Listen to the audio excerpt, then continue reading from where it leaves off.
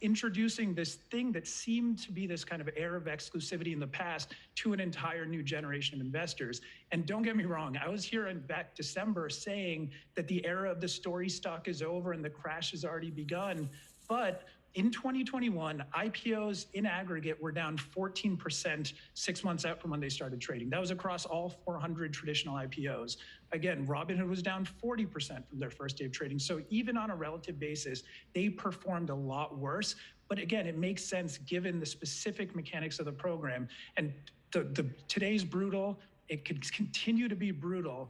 But we have to look at which are the stocks that are more vulnerable to these moves, given the types of money that had rushed into them.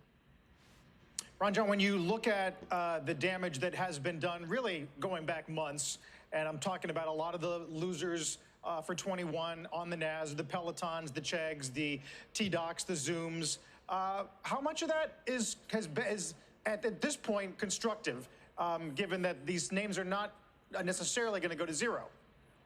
Yeah, I genuinely believe these moves are constructive in the sense that they're just, in some ways, a reversion to the traditional financial metric means.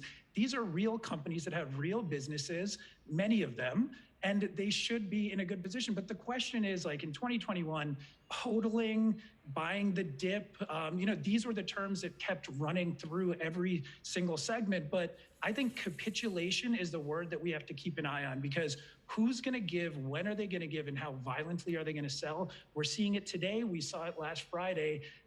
As you have the Fed coming in for liftoff and quantitative tightening, it's completely going to change the risk profile of everyone, whether you're sitting at home or you're some big pension fund, and who is going to be buying these stocks and at what level do they come in? Because again, Peloton's still trading at 4.5 times sales, and it's a decelerating business. That's not cheap yet.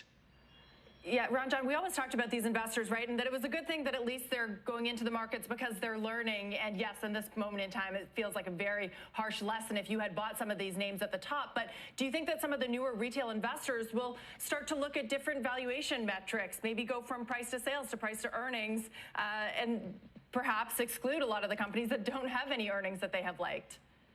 Yeah, I am a big believer, and I do think investing has fundamentally changed, that people aren't going to completely exit the markets. But again, in the future, what is a traditional software PE ratio, and is this snowflake way above it, or is it, what companies are actually good value, I think will be the things people talk about rather than who has the most short interest and let's try to squeeze them. I do think investing is going to get better once people take the lessons that they're learning right now. But again, the only question is this just a reversion to the mean and that the froth gets shaken out, or could something worse happen? I think that's what we're all going to be watching, especially with the Fed this week and corporate earnings this week from the big guys. I think that's what we need to keep an eye on. Yeah, well, something worse can usually happen. Ranjan, thank you. We will check in.